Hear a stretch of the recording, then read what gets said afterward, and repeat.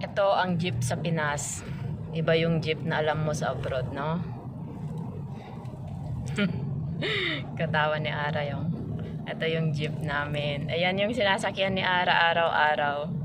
Dati hindi siya marunong mag-jeep eh. Enjoy na ba, Ara? Hindi. Hindi!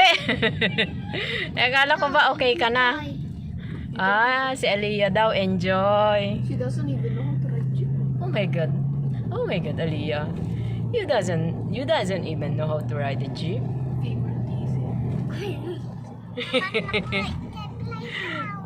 How about you, Makil?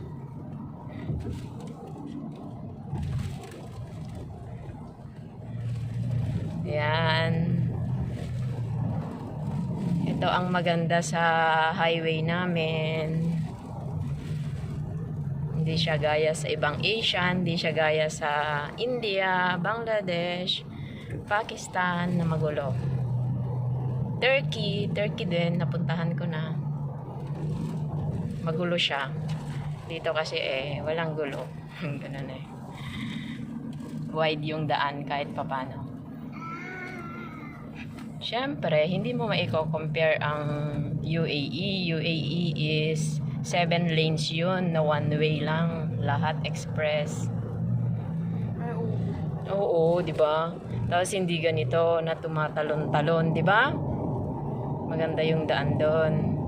Kaya kahit bumili ka ng second hand doon na sasakyan, maganda siya. Unlike dito, wala na, no?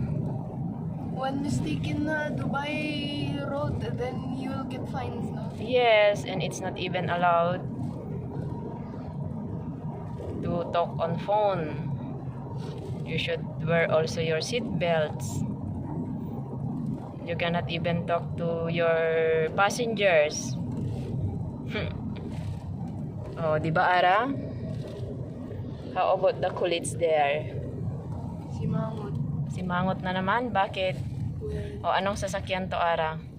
Hilux, ganyan ang sasakyan ni Tita Venus. ay, oo. Gusto nyo yan? Sa likod kayo. Gusto nyo yung ganyan? If you want, bakit? Sa likod kayo. O tapos sabihin nyo, ang messy-messy ng hair ko. O ganyan yan.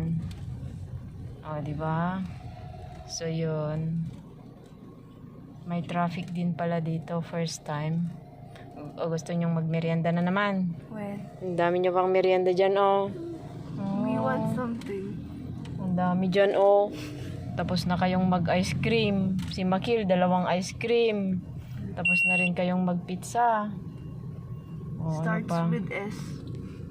Ano yung starts with S? O magbibir din ako nga rod, ah. When? Bilis